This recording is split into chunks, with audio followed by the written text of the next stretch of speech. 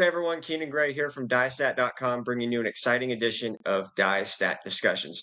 The collegiate track and field season just keeps on shattering records left and right, whether it's at the mile, the 3K, or the 5K. Well, let's take it to the pole vault instead. The first woman ever in collegiate history to clear 16 feet. You're looking at her right on your screen right now, Amanda Moll from the University of Washington. She kindly joins us here on DyeStat discussions. I mean, just talk about, being the fourth American ever to clear 16 feet. And you're, what, I think 19, 20 years old right now. I mean, we Yeah. just talk about the emotions you experienced in Albuquerque this last weekend. Well, I think it's still kind of sinking in. I did not really expect that at all. I kind of just went there and I was like, just ready to jump. I didn't really have a number. I knew I could probably clear like the collegiate record, but then was not thinking at all about like higher than that. So I kind of just surprised myself.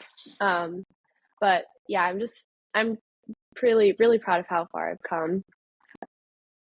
Yeah, I feel like, and we'll dive in this a little bit more. You've been through so much, this last year and a half, 2 years or so, but I mean, to best the collegiate record, which I believe was 475 by Mhm. Demi Payne, I believe 15.7. She was at Stephen F. Austin back in her day. I mean, just do you ever think in your life, at least like right now, that 16 feet was even possible? I mean, I think yes. Like a couple days before maybe. Is that what you're Mhm. asking? Yeah, just like I Yeah, mean, at this age right now. I knew it was possible. But I just didn't think it was gonna happen then or so soon because I feel it's my third meet indoor season. So yeah. Yeah, and you've already had two meets under your belt this season. You had the pole vault summit down in Reno earlier this year, and then you were at the UW Invitational. Just tell me about like going into this season. Just what were kind of your expectations? Coming off an All-American season, where it wasn't just you, it was your sister, it was Nastasia on that podium stand. I mean, there were so many Mhm. positive things that came out of that outdoor season. Yeah. I don't really think I had many like expectations for the season. I kind of just wanted to carry what I've been working on in outdoor season, especially like carry that momentum from the Olympic trials and just continue like take what I learned from these past few years and just jump high. So now you join, as I said, you become the fourth American woman ever to clear 16 feet. You join Jenn Suhr, Sandi Morris, and Katie Moon, which both Sandi Morris and Katie Moon fairly well. You've competed against them at the Olympic trials Mhm. before. What does it mean, kind of to be alongside those three and just be able to be part of history with them? It's really cool. I think yeah, I'm still kind of processing that. But yeah, to hear those names and my name up there with them is kind of crazy. I never would have thought that when I started pole vaulting. I know how close the pole vault community is. Did either Katie or Sandi Mm. reach out to you after the meet? Yeah, they did. Yeah, Yeah. that was really cool. And what was, I guess, what was the conversations you might have had with each other? What was that like? I think like just like really good jump. Um, and I think Katie might have asked me what meets I'm competing in next, I think, or the rest of my season. Because I probably for indoor, she was probably wondering just because the collegiate season's a little bit it's but I'm not competing at indoors, so she was probably just wondering if I was competing at indoors. Yeah, they're probably more worried about the fact that you might steal one of their spots for for World Indoors and Oh. go compete for the U.S. in China. So, um, but to that degree, take me through the day. Like when you get to Albuquerque, everyone talks about how fast that track is. I mean, Mhm. is that a fast runway? Is the altitude change anything? Like what was kind of the preparation that day for on meet day? Well, the runway is really fast. And I had already competed there before at US Indoors a couple years ago. I think it maybe was my senior year. And so I kind of knew what to expect. But I knew the runway is really fast. That was where I had like blown through my biggest pole. And then the altitude can be like you definitely notice it, but it doesn't really affect much. Because pole vaulting, it's like you jump, then you get a break, and then you're able to just regroup, catch your breath. But yeah, when I got to the track, started warming up, we had to actually wait like half an hour because the previous group was late. So that was that was a little bit. We just kind of got to chill. Then we just started warming up, and I was feeling really good. Yeah. What did Coach Stevenson and Coach Riley kind of tell you, both you and your sister, going into that competition? Because you were going to face up against someone like Gabrielle Leone, Tatum hmm Moku, Emily Fitzsimmons. I mean, these are ladies that you have competed against before. So what was kind of that last minute message from both your coaches? I don't know if there really was a last minute message, but I think the intention for this meet and the period between um, the last Husky meet and Big Tens, because we had qualified for indoors. And so the intention was we're just gonna we're just gonna jump free and um, just clear some bars. Like there wasn't really an an outcome goal. It was kind of just more of a mindset. Like we're just gonna jump. Now, Yeah. I mean, I've learned pole vault over the years. Now, does altitude have any effects in pole vault, like it would, in sprints and in Yeah. distance events? Well, I've heard that because you're not as close to sea level that you feel lighter. And I think that might be true. I don't know if you're actually lighter. And then also I think you're a little faster on the runway. And that even though it's pretty small, you definitely notice it at least a little bit. Okay, I was just curious because again, there's always the effects with sprints and the Mhm. distances. Distance always they're a little tired. Sprinters feel like they're going faster. Mhm. So maybe to your point, yeah, maybe you definitely do feel lighter and you're able to get over the bar or get on the runway quicker. So let's go through your Mhm. series. It's going to be a good day when you clear your first bar, which was Yeah. 4:36. Mhm. Just talk to me about that first clearance. How much confidence you gained from it, and then just kind of moving forward throughout the competition. Well, it felt really good to clear it on my first attempt because last year I definitely had too many third attempt first bar clearances. um, but I kind of blew through my pole, so I like barely cleared it. So I had to go up some poles. So that kind of set me up well because then I was on bigger poles and I was moving up poles throughout the meet.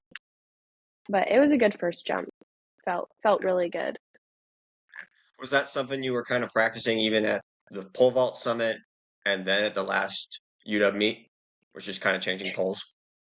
Yeah, just trying to figure out what pole I is good to start on. It depends on how I'm feeling in the day, how fast I am. But yeah, it's always something you're kind of working on is like what pole, like what's the best pole to start on? Because you don't want to start too small, but you also don't want to get stood up on your first jump. So it's a balance. So with this series, which type of poles did you use? Because then you cleared 4:46, then you missed your first attempt at 4:56, but then you were able to get over that clearance on your second attempt. hmm Um, I'm using 14.7 poles. I'm not exactly sure what pole I was on, but from hmm, I was about I'm not exactly sure, but I think I was about like 3 poles or maybe up from what I ended on. So Mhm. you kind of just move through poles throughout the meet, and that's common. Yeah. What was your lifetime best going in to this meet? 466. I from the Husky Classic. Okay. So after clearing 4:56, you missed your first attempt at 466 and then you cleared it. Did you like the second clearance and did you feel like, all right, I think I can keep going? Yeah, it felt good.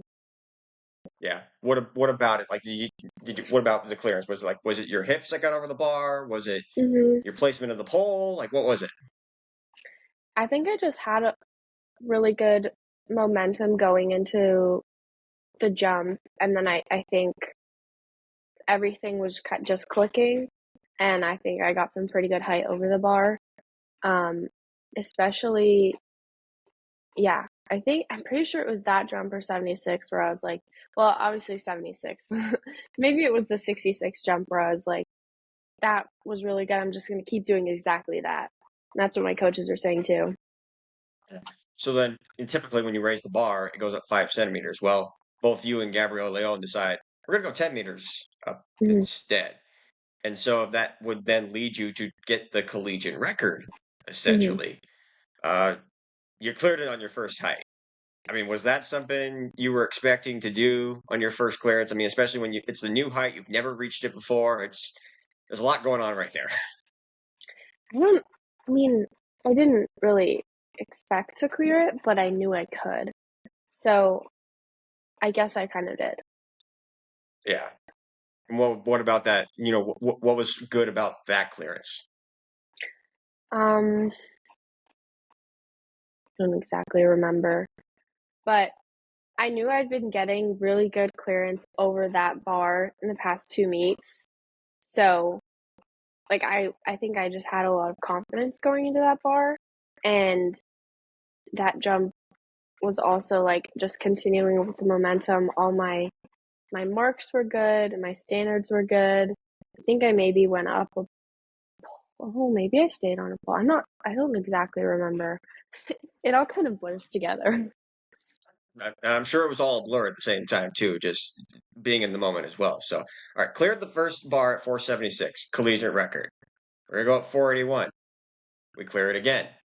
hmm Then you decide to pass 486 because you're like, if I'm clearing this, let's try to go after 16 feet.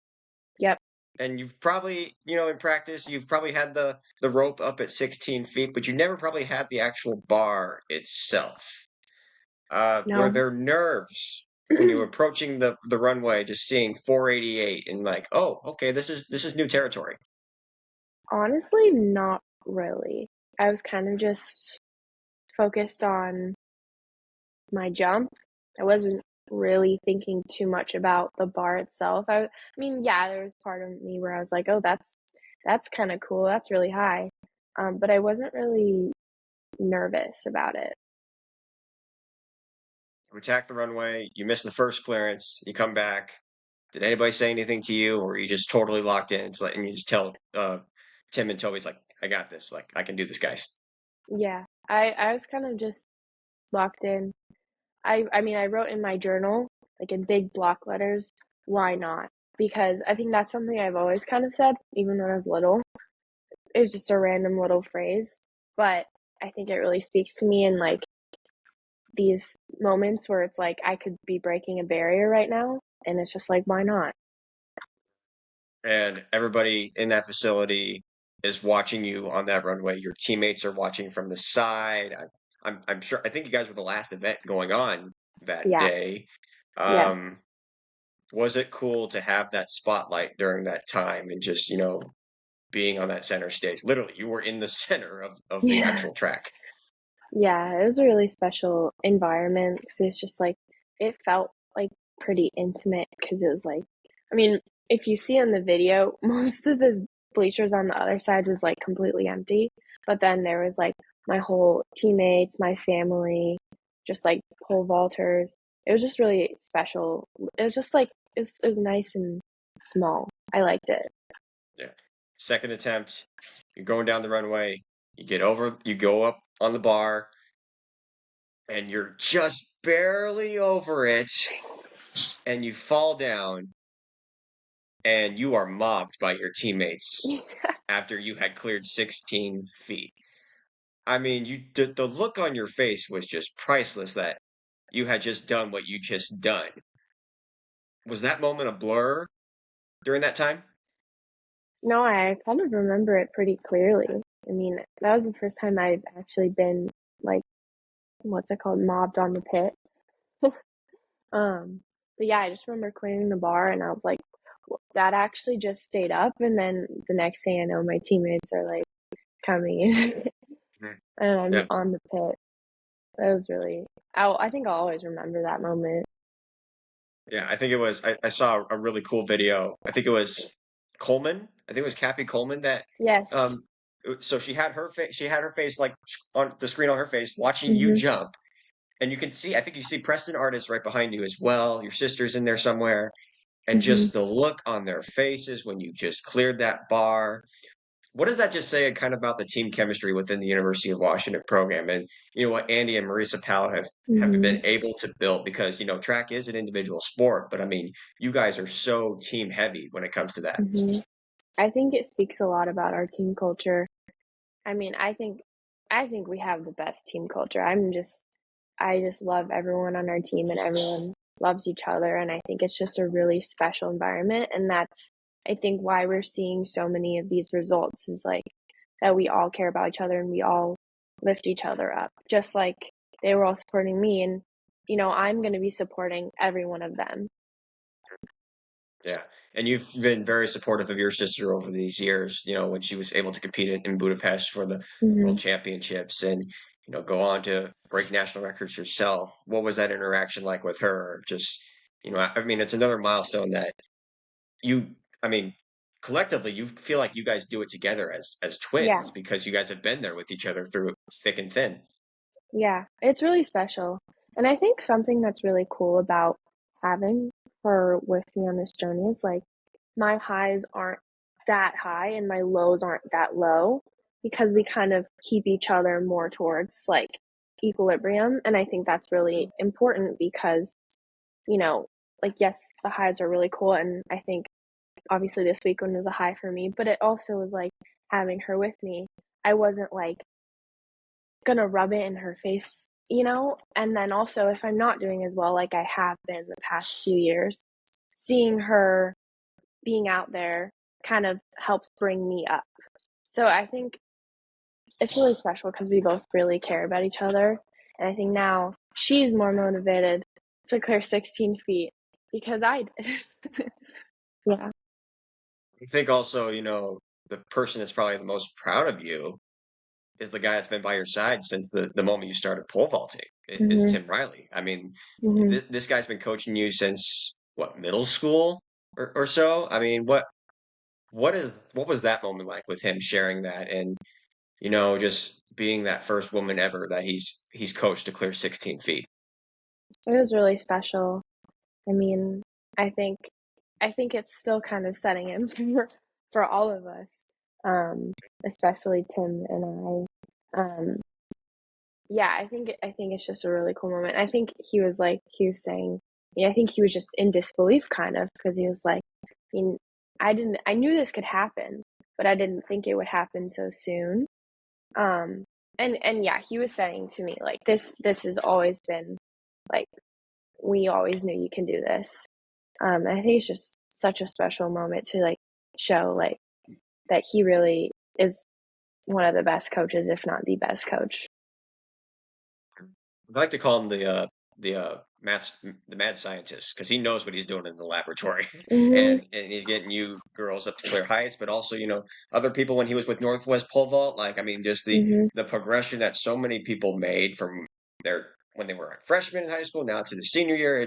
It's been incredible what Tim Riley's been able to do. But I think the coolest thing out of all this that happened in Albuquerque was you know go back to your high school days. You were the first ever high school girl to clear 15 feet in pole vault. Hmm. Flash forward however many years later, you are the first collegiate woman to ever break 16 feet. I mean, you're breaking barriers. Like to be able Hmm. to be someone that, is breaking barriers. What does that mean? And kind of just like the work you've been kind of been putting behind the scenes to put you in a position like this. Yeah, it's really cool, and I think it's a testament to all the work that I've been doing, and then like my whole team, my whole group, um, because I couldn't do it alone. So I think it's really cool that the numbers are kind of reflecting that. I think it takes a lot of like mental strength because those barriers, like the 15-foot barrier, I know can really that can really limit you. And I think just it takes a lot of belief in yourself to be able to not like just think beyond that and just not even think about the barrier. And that's something I've kind of had to learn, especially from high school, like trying to always be clearing that 15-foot barrier. I think I learned that just don't even think about it. Just jump. I think that's the right approach, and I think that also like applies to like high jump or like shot put or discus, like any of those field events. It's like just go do it, Yeah. and you might surprise yourself. And I Yeah, think at the end of the day, you did surprise yourself. I did. But this journey, like everyone's probably wondering that's not familiar with the pole vault community, like where's Amanda Moll coming from? Where's she been the last couple of years? Well, like you've always been good. You Hmm. just happen to have a mental barrier you couldn't get through the Hmm. last couple of years. I mean, speak to that a little bit. I know it was hard those 2 years. I mean, like you go and break 15 feet in your senior year of high school, and then all of a sudden things aren't just clicking. Your freshman year, you struggled a little bit, Hmm. but then you're able to turn around your outdoor season. Yeah. I mean, I think there's a moment in every pole vaulter's career where you go through a mental block and it really sucks. And it can take a while. I've spoken to people who've like had mental blocks for years. Mine kind of lasted the past year and a half. And I think it started my senior year when I slipped off a pole in the Texas relays. And that kind of just like shook me a little bit. And there was a couple other things that like I think I was sick going into that. There was a lot because I had cleared 15 feet, so I think there was a lot of like expectation and pressure on me, or that's what I felt. But I don't think I realized it. Um, Kind of complicated. But yeah, kind of just going through my senior year of outdoor season, it was really hard to get off the ground, and then going into my freshman year of college, I was starting to kind of work through that, and then yeah, I just slowly been working through that, and I think the biggest thing for me was um, shifting shifting perspective, shifting mindset. So kind of really focusing on more intrinsic motivation and just like letting go of expectation and just focusing on like growth because progress is not linear. Everyone says that, but it's hard to like believe that.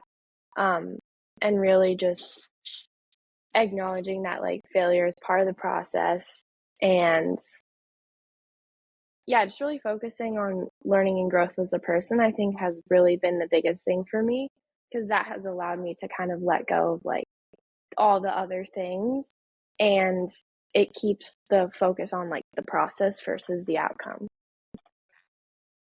Yeah, well, I can only imagine, 17, 18 years old when you did break 15 feet. Like, I mean, I'm sure people were contacting you left and right, like, oh my gosh, like Amanda, you did this. Like, what's going to be the next big thing for you? What can Hmm. you clear 16 feet in high school? Which again, that a foot is a lot if anybody doesn't know that. Um, Yeah. like, I can only imagine what that pressure was like and Hmm. having to deal with it. Yeah, I just didn't expect it. I didn't know how to deal with it. I think I have a lot better now that I've done that, been through that. Now that I've cleared 16, I think I know kind of how to deal with that. And it's really just jump. Like it doesn't need to be all these other things. Because at the end of the day, that's why we're doing it. Was there something you learned from your sister over the last couple of years because she was someone that was starting to get that attention? She has the outdoor high school national record. She's a national champion in indoors, and she's been on the world stage representing Team USA. What's did she kind of share some advice during that time? Because I'm sure she dealt with the same type of pressure that you dealt with. Hmm. Yeah, I think something that I admire about Hannah is that um, she really just she's really good at not thinking, Mhm. and that's kind of a weird thing to say, but um, I think it's really a skill to kind of just don't even think about that stuff. And I think that's really where a lot of her success comes, is that she can really just focus on whatever she's doing. I mean, of course she gets nervous. Of course, there's these things, but I think that's something I really can take away from her, that's possible, and that's something I really admire about her. Yeah, and I'm sure both you guys have, now you guys have huge goals probably for this upcoming outdoor season, and I know it's a long ways away, but are you guys looking ahead to Tokyo? Is that something that's on your mind this year? Yeah, I mean, especially after clearing that barn, like that seems a lot more possible now. So that'd be really exciting. But yeah, we're Yeah, definitely planning on trying to make that team. yeah. Well, especially since, I think because Katie Moon and Nina Kennedy shared that gold medal, so Hmm. I think that now leaves three spots open potentially for the U.S. to get. So maybe four women in pole vault could potentially make it. Yeah, I think so. Yeah, I think that's how Yeah. it So works. yeah. So I mean, the potential that obviously Katie's going to be there. Sandi, Hmm. Bryn King's going to be in the mix as well. Yourself, Hannah. How special would it be if you and your sister actually made that world team together and represented the United That'd be States? that'd be so cool. I'd be yeah. I think I would. I would be so. I'd be on the moon. That'd be amazing. Yeah. Is that something you guys, and I know you write in your journal all the time, is that a goal you might have potentially wrote in your journal that's like, let's go represent the United States together? And not even the United States, let's go represent Olympia, Washington together. Yes, that is 100%. Like that's one of my biggest goals. Is like, I mean, not only that, making a team, but then also podiuming with Hannah. Yeah, I think that would be a really special moment for you too, and hopefully that happens down the road later on. But we're Hmm. still in an indoor season. We're still right around the corner from Big Ten indoor championships, which could possibly be the greatest pole vault collegiate pole vault competition of all Yeah. time between you, your sister, and Chloe Timberg from Rutgers. If you had a And chance to talk with Chloe at all this year and just like kind of interact, I know you guys probably chatted a lot during the outdoor and indoor season, but hmm I'm sure you guys are super thrilled for what's going to be coming here in yeah, Indianapolis. yeah. I mean, I've kind of messaged her here and there, and I think we're just like both really excited for Big Tens. I think it's because I've never done an indoor conference meet, and I think it'll be a really fun competition because there'll also be Tori Thomas from Illinois. So I think it'll Well, be a and then really you good throw competition. in the gals from UCLA too. Hmm. Yes, So yeah, it's gonna be really good. yeah, you feel like that would be probably. I mean, you've competed at the national stage before, but like, do you feel like Hmm. that may be like the most intense conference or meet you've probably ever been part of, just because the significance and how many 15-footers are in this competition? I think that just makes it more exciting, honestly. Yeah, and indoor nationals is gonna be crazy. There's been 7 girls over 15 feet, I think. That's unheard of. Yeah. So as you've probably seen, the mile has progressed, especially now that in the Hmm. in the women's mile. How much have you seen the pole vault grown the last couple years? I mean, it sounds like, seven women over 15 feet is Hmm. is unheard of at the NCAA level. Yeah, I think there's a new wave of pole vault coming because it's a really young sport. Women's pole vault has only been around for like 20 years, maybe 30. I'm not sure. Um, and I think we're only kind of we just have so much more to go. And I think it's cool that we're seeing that now in the collegiate level.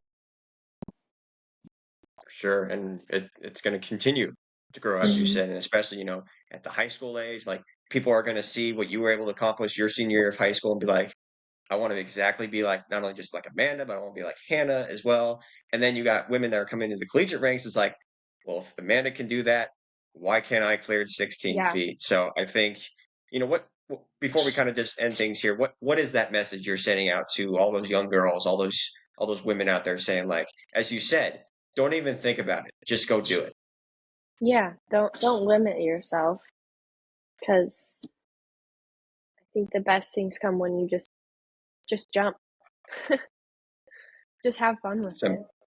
Yeah, it's simple enough, and she's a simple person, folks. She doesn't say a whole ton, but when she gets the job done, she makes a lot of noise with it as well. So, Amanda, it's always a pleasure to catch up with you, and as a fellow Washingtonian, I'm proud that you were able to fight through these tough times in the mental side and make history once again. So, Amanda Moll, the first woman ever in collegiate history to clear 16 feet. Of course, you can catch her and the rest of the Washington Huskies at the first Big Ten indoor championships. Kind of weird to say that in some degree because I know you're a Pac-12 competitor last year, but Yeah. your first ever Big Ten indoor championships in Indianapolis. Not this weekend, but the following weekend. So, Amanda, I really appreciate your time. Best of luck this indoor season, and of course, the rest of 2025. Thank you.